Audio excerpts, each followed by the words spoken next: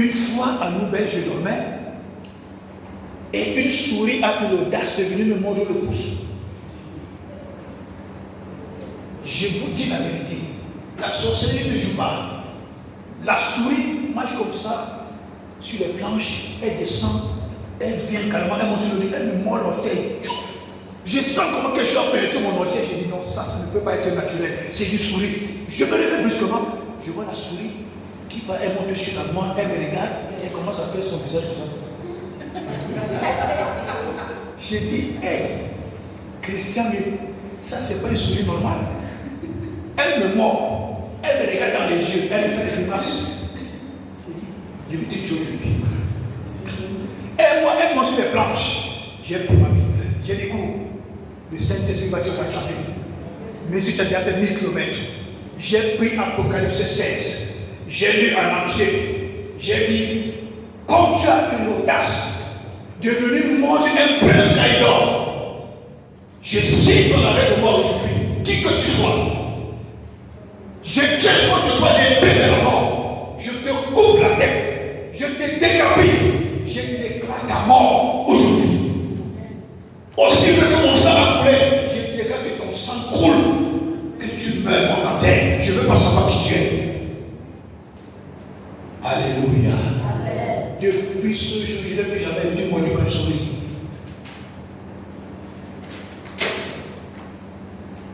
Alléluia. Amen. Le diable est très fin et très malin. Il va prendre la forme d'une souris, prendre la forme d'un lézard, prendre la forme d'une mouche. C'est pourquoi, quand tu es en train de manger, il faut d'abord prier, sanctifier ta nourriture avant de manger. Il y a des gens qui envoient des autres, il envoie sa mouche. La mouche se pose sur la nourriture, il dit H. Le H, ça veut dire quoi? Peut-être que la mouche est venue pisser un serpent dans la nourriture, tu ne connais pas. Et là, allez, tu transformes la nourriture en sang de Jésus, tu continues à manger. Alléluia. Tu as du pouvoir. Luc 10, verset 19 dit, du verset 19 dit, je vous ai donné le pouvoir pour le verset là. Luc 10, verset 19. Je vous ai donné le pouvoir de marcher sur les serpents, sur les scorpions et sur toute la puissance de l'ennemi. Donc tu as la puissance de marcher sur la puissance de l'ennemi. La puissance que j'ai en toi, c'est la toute puissance. Qu'est-ce que j'ai dit? La puissance qui agit au travers de toi, c'est la toute puissance parce qu'elle vient de Jésus. Le diable, le malin est puissant. Mais ta puissance va au-dessus de sa puissance parce que en toi, c'est la toute puissance de Dieu qui agit. Alléluia. Amen. Les serpents, les scorpions, c'est une forme de paralysie. Quand l'ennemi vient, il vient paralyser ta vie, paralyser tes finances, paralyser ton mariage, paralyser tes projets, paralyser toute ta vie. Tu veux faire quelque chose, c'est de la paralysie. Il y avait une morsure de serpent, il y a eu une morsure de scorpion. Mais Dieu te donne le pouvoir de marcher sur toute la puissance de l'ennemi. C'est-à-dire qu'aucun totem ne peut te résister. Aucun totem ne peut te résister. Je suis une boule de feu. Je suis une flamme de feu. Je suis à l'image de Dieu. Je marche sur les serpents. Je marche sur les scorpions. Quel qu'en soit votre forme. Je marche et je vous écrase au nom de Jésus. Je marche et je vous écrase au nom de Jésus. Je marche et je vous écrase au nom de Jésus.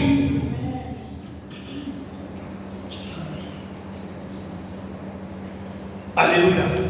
Il faudrait que quand tu es hors d'ici, que tu saches comment prier pour toi-même. Quand tu es hors de l'église, que tu saches comment prier pour toi-même. Ne soyez pas ce genre de chrétiens. Dès qu'il fait un mauvais rêve, il prend le téléphone. Alors, prophète, j'ai rêvé le cafard, j'ai rêvé le chien, j'ai rêvé le chat, j'ai rêvé le mouton, j'ai rêvé la chèvre. C'est quoi? Le prophète ne va pas tout faire. S'il te laisse encore bébé, c'est parce que c'est un bandit. Il veut que toute ton attention soit toujours sur lui. Non, à un moment il faut grandir dans la foi. À un moment il faut devenir un homme mûr dans la foi. À un moment il faut devenir un homme mature dans j'ai cherché à grandir. Dire qu'un homme de Dieu m'a coaché, je savais que ce que je suis là, c'est faux. Mais j'ai eu la soif de connaître, j'ai eu la soif de grandir, j'ai eu la soif d'apprendre, j'ai eu la soif d'expérimenter ce que les autres expérimentent. Alléluia. Amen. Amen. Quelqu'un va nous lire Hébreux 11, verset 1. Hébreux 11, verset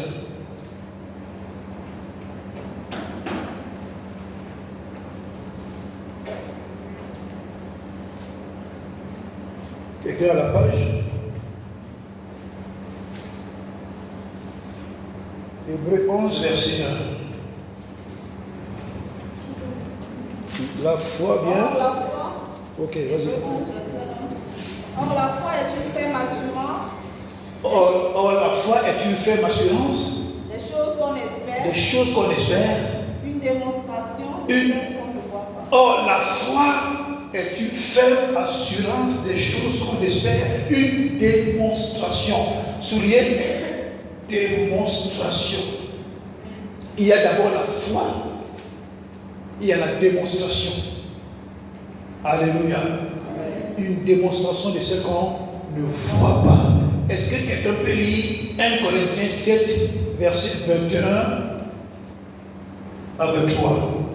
1 Corinthiens 7, 21 à 23. Quelqu'un peut pas ouvrir Hébreux 12, verset 4. 1 Corinthiens 7, verset 21 à 23. Oui.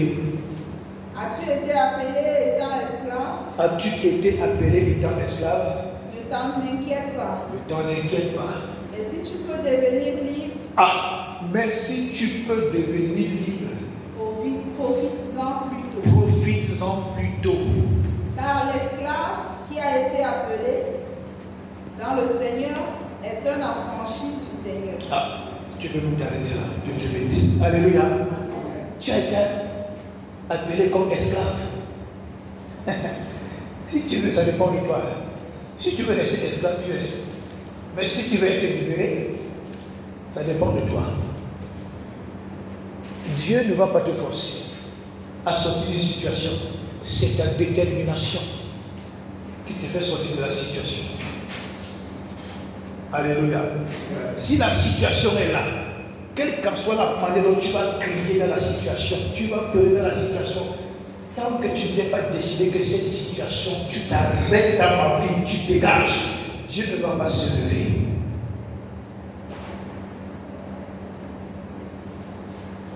Alléluia. La vie nous donne des coups. La vie ne nous fait pas de cadeau. Dieu lui-même ne nous fait pas de cadeau quand il veut déjà nous élever. Toi qui m'écoutes aujourd'hui, si tu es programmé dans la classe de la grandeur, prépare-toi. Tu ne vas pas accéder à cette grandeur si facilement. Il y aura des moments où tu manges ta propre nourriture, tu crois qu'il y a tellement du sel dedans. Non, tu as bien préparé, mais c'est que l'amertume de tes problèmes, tu donnes même un mauvais coup dans la bouche. Alléluia. Le premier vient à la légère. J'ai donné le conseil à une dame et je lui ai dit, le rêve que tu me partages, c'est vrai, je ne peux pas te donner une explication claire. Mais tout ce que je peux te dire, c'est que prie. Alléluia. Si ce rêve a une mission négative dans ma destinée, je brise la mission de ce rêve dans ma vie au nom de Jésus. J'anéantis la mission négative de ce rêve dans ma vie par le sang de Jésus. Si ce rêve est une bénédiction pour moi, je prie, Seigneur, par le Saint-Esprit, accélère l'accomplissement. Accélère l'accomplissement. Accélère les ossements. Ouvre des portes pour que ce rêve se concrétise. Alléluia. Il y a des rêves, ne cherche pas à savoir l'explication. Prie les deux sens. Tu es un être mystérieux. es un être mystérieux. Retiens ça. C'est la seule chose que les sorciers retiennent, ils ne peuvent pas oublier. C'est qu'ils sont comment? Ils sont mystérieux. Quand ils sortent à minuit, ils sortent à 2 heures, ils reviennent vers 5 heures. Ils savent qu'ils sont mystérieux. Même si tu le vois en journée, avec un petit caleçon, un vieux pain, avec les babouches, il marche à pied. Il sait que dans la nuit, il brille comme une étoile. C'est ce que tu ne peux pas lever dans la pensée d'un sorcier. Qu'il est comment? Il est mystérieux. Parce qu'il sait que c'est à partir de son esprit qu'il opère de grandes choses. Sache que tu n'es pas quelqu'un de normal. Sache que tu n'es pas une femme normale. Sache que tu n'es pas un homme normal. Sache que le Dieu Tout-Puissant, le divin, vit en toi. Tu n'es pas un être normal. Il ne faudrait pas que ça sorte de ta tête aujourd'hui. Tu n'es pas un être normal. Tu es à l'image de Dieu. Tu es une personne compliquée. La nature doit t'obéir. Tout ce que Dieu a créé doit t'obéir quand tu ouvres la bouche.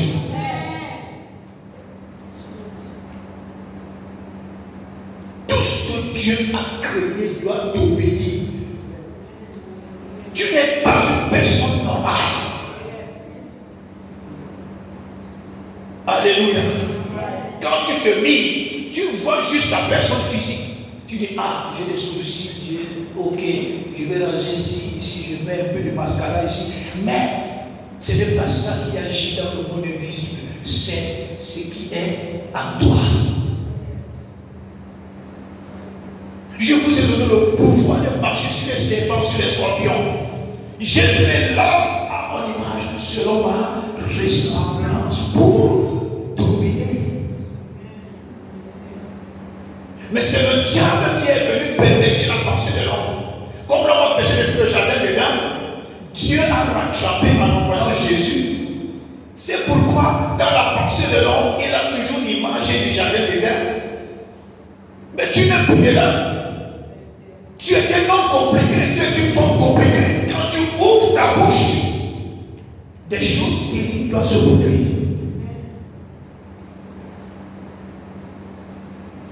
Alléluia. Une fois, je suis allé faire, quand je travaillais encore au Cameroun, je suis allé faire un job dans la maison d'un expatrié français.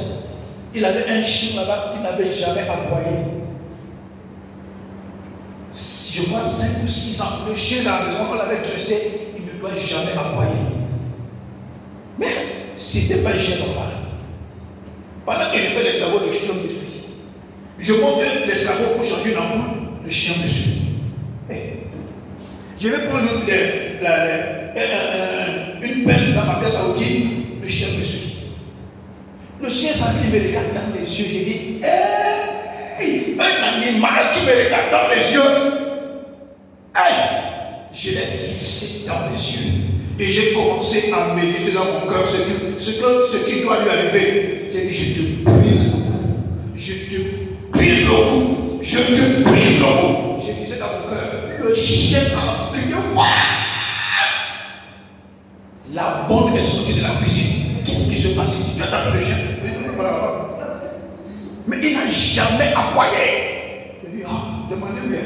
Il va vous parler. Alléluia. La bonne a appelé le patron. Que, monsieur, le chien, s'il n'a jamais aboyé, mais il vient de se passer quelque chose qui moi-même je suis surpris. Il dit que le monsieur qui est en train de travailler chez moi là, qui rentre, il a porté ma caisse à outils. J'ai attendu la voiture, il venait chercher sur l'entrée. Un chien qui me regarde dans les yeux. Aucun animal ne doit te fixer dans les yeux. Quand tu le regardes dans les yeux, tu le maudis. Quand tu lis Apocalypse des gens, la Bible dit que les yeux de Jésus sont flamboyants. Tes yeux doivent être flamboyants. Je suis à l'image et à la ressemblance de Dieu. Aussi vrai que Dieu est un feu dévorant, je suis un feu dévorant. Je suis un feu dévorant. Je suis un feu dévorant. Je suis un feu dévorant au nom de Jésus. Aussi vrai que la Bible dit, les yeux de Jésus sont flamboyants. Mes yeux sont flamboyants.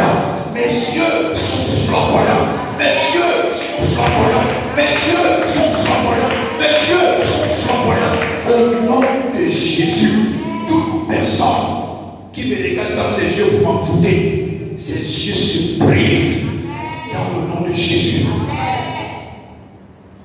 C'est pourquoi vous voyez les satanistes. Quand tu causes avec lui, il te regarde toujours dans les yeux. Les yeux sont la lampe du corps. Quand le gars te regarde dans les yeux, il est déjà en train de lire ta vie. Mais quand il te regarde dans les yeux, il voit que tes yeux c'est du feu. Lui-même il baisse la tête. Dans son cœur, il dit hé, la femme ci, je croyais qu'elle est seule. Elle est sorcière. Il ne veut que c'est lui le sorcier. Alléluia. Il n'y a pas de petites personnes en Christ. Il n'y a pas de petits chrétiens en Christ. Il n'y a pas de petites femmes en Christ. Comme la modération disait tout à l'heure, nous sommes. Ça va échapper. Nous sommes puissants. Alléluia. Si tu es né mort, ok, c'est ton habitude. Si tu es né mou, c'est normal. Mais quand tu vas dans l'esprit, ne sois pas mou. Si tu es mou dans l'esprit, tu seras dévoré. Il n'y a pas de mollesse dans l'esprit. Spirit is spirit.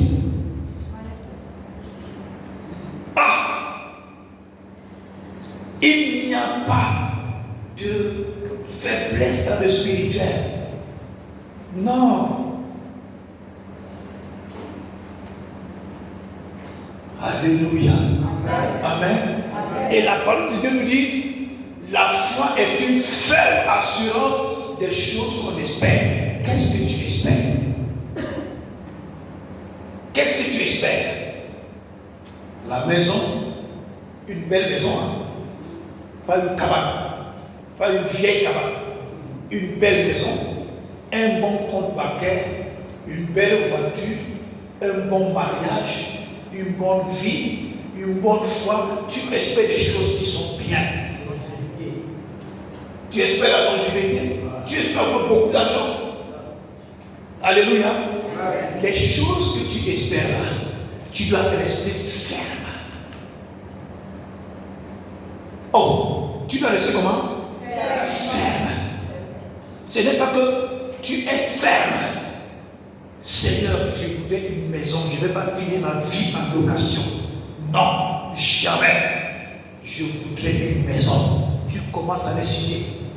Même si après, quelqu'un prend son téléphone et dit, je suis le prophète XY. J'ai rêvé que vraiment, il faut laisser ce projet. J'ai compris. Après, tu dis, Seigneur, j'attends que toi tu viennes me dire. Alléluia. Amen. Ne quitte jamais ton projet parce que quelqu'un t'a dit. Laisse que Dieu vienne te dire. N'abandonne jamais ton projet juste là. Ce sont des choses justes. La maison, le voyage, l'argent, avoir un compte bancaire, être aisé, ce sont des choses justes. Ne quitte jamais ton juste projet parce qu'un certain prophète a dit, laisse ça. Parfois, il te dit, laisse ça parce qu'il connaît tes projets. Ok, viens me voir, je vais te faire un suivi. Le gars déjà bien calculé l'argent que tu as mis de côté pour ton projet. Tu restes ferme. Quand tu pries, tu pries. Il y a des moments où tu es fatigué, tu fais un jour, 2 jours sans prier. Après, tu te lèves. Seigneur, je voudrais une maison. Je ne vais pas finir ma vie en location. Seigneur, je voudrais beaucoup d'argent. Je veux avoir un compte bancaire. Ma famille ne doit pas finir dans la misère. Ma maison ne doit pas finir dans la misère. Seigneur, je compte sur toi. Tu demandes les bonnes choses et tu restes ferme. Alléluia. C'est ta fermeté que Dieu voit et vient t'exaucer. Dieu sait quand tu tergiverses. Dieu sait quand tu as peur. Dieu sait quand tu n'as pas la force de la chose. Il sait. La foi est une faible assurance. Tu tiens par la foi. Tu ne tergiverses pas. Tu tiens par la foi. Tu es inébranlable.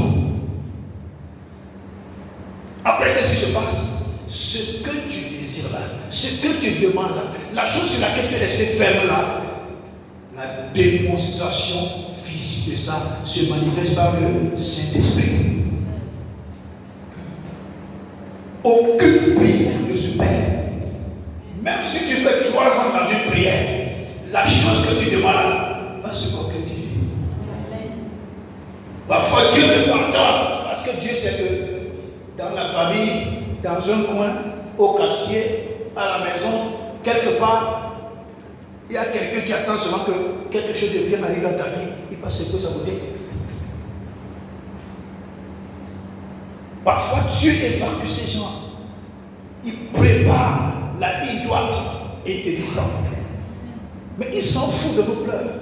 C'est pourquoi j'aime Dieu. Il s'en fout de tes pleurs. Il s'en fout de tes gémissements. Quand tu pleures, tu gémis, il dit au Saint-Esprit, va consoler. C'est ton ministère. Vas-y. Tu vois une petite main qui te touche là. Tu as les yeux de là. Tu t'es assis par terre. Aïe, Seigneur. La carte de vie, j'abandonne le Seigneur. Si tu tentes d'abandonner, Satan fait comme ça. Tu es comme Dieu. Viens à la première occasion. Bam, Satan ne te loupe pas. Tu as tes décidé. Alléluia. Qu'est-ce que tu attends du Seigneur? Reste ferme. Qu'est-ce que tu demandes à Dieu? Reste ferme. Qu'est-ce que tu veux voir Dieu faire? Reste ferme. Il ne faut jamais limiter Dieu. Ne limitez pas Dieu. Il y a une chose que j'ai apprise, elle est restée ferme dans mon esprit, c'est que je ne limite pas Dieu. Quand je vais demander des choses à Dieu, ce n'est pas petite chose. Non, ce n'est pas petite chose. Si quelqu'un se contente dans sa vie, il se sent à l'aise dans sa vie, à manger de riz blanc, mais pas normal. C'est-à-dire, il faudrait que tu arrives à un moment où, quand tu manges le riz blanc, ça te cale le cou comme si c'était un caillou, parce que tu en as marre. Il faudrait qu'un moment, quand tu veux te séparer de quelque chose, tu dis, mais mon Dieu, c'est quoi cette histoire?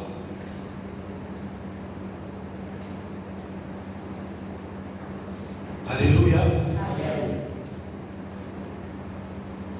Ce que tu désires, ce que tu tiens fermement par la foi, reste en prière. Tu verras cela se concrétiser. Je partageais avec une sœur sur la question du mariage. Et je lui ai dit, la façon dont Dieu fait les histoires du mariage là, le mariage appartient à Dieu, c'est lui le big boss du mariage. Il est le patron du mariage. Alléluia. On peut enseigner sur le mariage n'importe comment. Chaque mariage a son histoire. Les mariages ne se ressemblent pas. Quand vous allez vous marier, ne comparez jamais votre mariage au mariage de la famille. Et je lui dis, le temps que Dieu prend, tu pleures, tu gémis, Dieu lui s'en fout.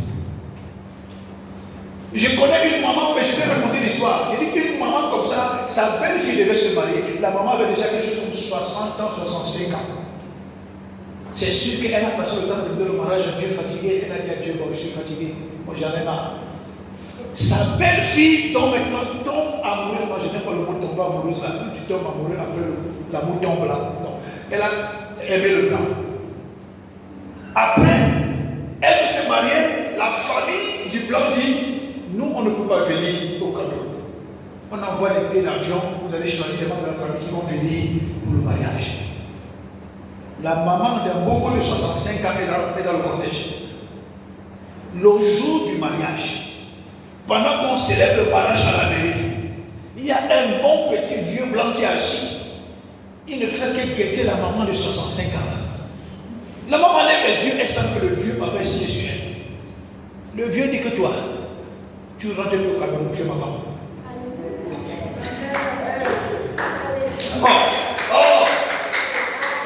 Le vieux lui dit, toi, tu ne rentres plus au Cameroun. Tu es ma femme, je t'épouse. Alléluia. Amen. Quand tu pries pour le mariage, laisse Dieu le reste. Parfois, tu peux forcer la main à Dieu quelque part. Dieu dit que ma fille, je ne te veux pas du mal. Là où tu forcerais pas le territoire, tu vas te marier. Puis seulement tu avances. Laisse-moi gérer le reste. Alléluia. Laisse-moi gérer le reste. Laisse-moi là. Tu peux aller t'attacher à quelqu'un qui va te traumatiser. Alors que je vais t'amener à un endroit plus meilleur. Ma fille, laisse-moi ça. Puis seulement avance. Que ton cœur ne s'attache pas à quelqu'un. Laisse ton cœur vide. Laisse que moi-même je vais le remplir parce que je préparé pour toi. Alléluia. Un autre frère comme ça, il travaillait comment on appelle la société là qui donne les emplois aux gens. Fonds de l'emploi. C'était un pasteur. Il a prié pour le mariage. Les sœurs se sont présentées. Il n'a jamais accepté. Seigneur, je veux me marier. Son cœur était vide. Seigneur, je veux me marier. Seigneur, je veux me marier. Rien. Seigneur, je veux me marier. Un jour, la société l'envoie en mission en France. Il arrive en France. Dès qu'il arrive dans son hôtel, la première prière qu'il fait à Dieu, Seigneur, comme je sors là, conduis-moi dans une église. Si c'est maintenant que je vais donner ma femme, Seigneur, permet que je rencontre ma femme là-bas. Il s'habille bien, il va dans cette église. Dès qu'il entre, ses yeux tombent sur une choriste. La femme là avait déjà prié pour le mariage jusqu'à ce qu'elle a eu 54 ans. Elle travaillait. Dès que le frère entre, ses yeux tombent sur la sœur. Oh, son cœur fait BAM! Il dit, aïe, je n'ai jamais vu ce genre de choses, c'est quoi ça? Il va, il s'assoit. Son cœur est. Le Saint-Esprit a commencé à le secouer comme une bouteille de magie. Il ne fait que regarder la sœur. Il a dévié regarder la sœur. Après le culte, il aborde la sœur. Là, il était direct. Parfois, les baratins là, ça peut amener quelqu'un à changer d'idée. Là, il était direct. Ma sœur, je veux t'épouser. La sœur avait déjà 54 ans. Elle avait déjà oublié l'affaire depuis. Elle dit dans son cœur, arrête-moi Satan. Arrête-moi Satan. Le frère dit que moi je vais t'épouser. Et pardon. L'autre dit je ne veux pas. Elle rentre chez elle. Elle se bat Seigneur, si cet homme est de toi, mets la pression dans son cœur. Mets une pression. N'éteins pas le feu juste à ce qu'il me prenne comme épouse. Mais si ce n'est pas lui, Dieu, enlève-le de mon chemin. Enlève-le de mon chemin. Le dimanche qui suivait, le frère combattait à l'église. Le frère m'a dit qu'on le pasteur. Moi, j'ai dit à ta fille qu'elle veut l'épouser. Vite comme ça, dit que je ne rentre pas au Cameroun sans l'épouser. Et la sœur est devenue sa femme. La sœur dit, papa, comme tu vas épouser à moi, mais je reste plus en France. Rentre au Cameroun. Alléluia. Amen. Quand tu pries, laisse le reste à Dieu. Parfois, tu vas te mettre à réfléchir. Dieu va faire comment? Dieu va procéder comment? C'est normal que tu réfléchisses comme ça. Mais, laisse Dieu gérer. Alléluia. Amen. Je conclue par une autre histoire. Je vous ai déjà raconté cette histoire. Dans une église en Côte d'Ivoire, je vais dire le nom de l'église, il y avait une sœur qui s'occupait du balayage. Et toutes les autres sœurs qui se disaient trop belles là, appelaient cette sœur la plus laide. Ah, la plus laide, c'est vous que vous voyez la laideur là? Ah, la plus laide, la plus laide, la plus laide. Elle faisait son ménage, ses yeux étaient pleins de larmes tous les jours. Voilà un Canadien qui décide d'aller faire ses business à Côte d'Ivoire. Un chrétien. Dieu le conduit dans cette église-là. Un Canadien, un frère à Christ. Il arrive dans cette église. Ah Dieu. Non, faites confiance à Dieu. Alléluia. Le frère canadien là, pendant le culte, il est là, il fait le culte, il fait le culte, il fait le culte. Toutes les sœurs jolies, là, bien sapées là. Non, les yeux du frère canadien sont partis sur la plus laide. La plus laide que les gens verraient, la plus laide, c'est là-bas que ses yeux sont partis. Je vais t'épouser. La fille dit, ça c'est pas la malchance. La façon me suit que je suis trop laide. Le type ci, il me veut croire. Et quand la nouvelle arrivait dans la famille de la fille, parce qu'elle-même, ses parents l'ont reliée parce qu'elle était laide. Mais quand la nouvelle arrivait là-bas, le papa et la maman ont souvent entendu qu'il y a un blanc qui veut épouser leur fille. Non, ce n'est pas possible, ça ne peut pas se passer. La qualité de l'aider là, tu vas prendre ça. Mais quand le papa a su que la fille c'était vrai, la fille qu'il avait chassée revenait encore sa fille. Le gars va dire au pasteur, je vais l'épouser. Le pasteur dit quoi? Tu n'as pas vu de femme? Le gars dit que c'est ça. Le pasteur dit non, même le pasteur voit que c'est elle ne doit pas se marier. Même le pasteur était dans le complot. Ah! Après le pasteur dit maintenant je te présente mes filles. Et quand mes filles, l'homme l'a dit. C'est celle-ci. Hey! Le pasteur dit attends, je regarde bien. Il dit que non, c'est celle-ci. Je ne veux pas réfléchir, c'est celle-ci. Quand la nouvelle s'est répandue dans l'église. Ah! Parce qu'on dit souvent que parler encore, les gens le m'ont fait de la bouche. Alléluia. Quand Dieu prépare sa chose, faites attention. Quand Dieu a arrêté sa chose, personne ne peut annuler. Quand Dieu a décrété sur quelque chose, personne ne peut annuler. Quand Dieu a mis son ciel, Dieu a mis le cachet, personne ne peut arrêter. Alléluia. Le frère a épousé la sœur. Il a épousé la brûlette. Il a pris l'avion avec la brûlette. La brûlette est rentrée dans l'avion. La brûlette est devenue canadienne. Amen.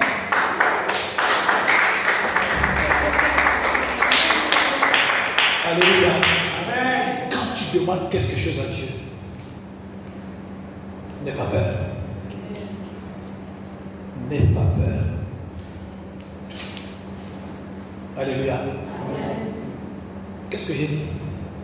Quand tu demandes quelque chose à Dieu, n'aie pas peur. Reste ferme sur ta demande. Dieu va agir. Alléluia. Amen. Dieu ne ment pas. Il n'est pas un homme pour mentir, mais un fils d'Adam pour se repentir. Reste seulement accroché à Yahweh. Tu vas voir ce qu'il est capable de faire. Amen. Alléluia. Amen. Que quelqu'un ne t'embobine pas. Non, je suis le pasteur tel. Je suis le prophète tel. Si je ne te bénis pas, ta vie ne sera pas bénie. Malhonnête. Alléluia. Amen. Non. Travaille ta communion avec Dieu. Un homme de Dieu te bénit, gloire à Dieu. Mais qu'il ne te fasse pas les menaces. Que si je te bénis, tu ne seras pas béni. Hé, il faut quand il n'est pas Dieu. Il n'est pas Dieu. Comme je t'entends souvent dans les réseaux sociaux. Si moi, ton père, je ne te bénis pas, tu ne seras pas béni. Je t'ai fait quoi pour que je ne sois pas béni? C'est toi qui travailles ma communion avec Dieu. Tu as déjà donné la dîme à ma place? Jamais. Travaille ta communion avec Dieu. Reste confiant. Aie confiance au Seigneur. Aie confiance en Dieu. Quel que soit ce que tu as demandé, tu verras cela se concrétiser. Alléluia. Amen. Je vais continuer en disant, vous avez entendu beaucoup dans les réseaux sociaux. Un prophète qui est là, il dit, c'est moi votre père. Quelqu'un d'autre ne peut pas vous bénir en dehors de moi. Foulcan, tu es Dieu. Si je ne vous bénis pas, quelqu'un d'autre ne peut pas vous bénir. Et si je te bénis, alors là tu es béni. La sorcellerie en plein air. Donc tout ce que vous faites, je dois être au courant. Tu dois être au courant de ce que j'entreprends. Pourquoi? Donc je vais faire quelque chose, je vais te dire. Hey, si je veux, je vais te dire. Si je ne veux pas te dire, ce n'est pas une malédiction. Ce n'est pas une désobéissance. C'est ma vie. Je la présente à Dieu. Hein, je vous vois, hein? Celui qui est en train de quelque chose, il ne veut pas me dire, il ne va pas réussir. Hey, je sors de cette église-là, je ne reviens plus. Tu es dans une endroit où il y a la sorcellerie. Quelqu'un te dit que si tu entreprends quelque chose, tu ne lui dis pas, tu vas rater. Oh oh. Le jour où je sors comme la Bible, je secoue la poussière et puis je pars. Alléluia. Tu es l'artisan de ta vie. Tu es le prophète de ta vie. Tu es celui qui pose la fondation et qui bâtit. le pasteur t'aide. Si c'est un pasteur honnête, il t'aide. C'est un prophète honnête, il t'aide. C'est un homme de Dieu honnête, il t'aide à avancer. Donc la prophétie te booste à avancer. Alléluia. Amen. Amen. Que Dieu vous bénisse. Amen.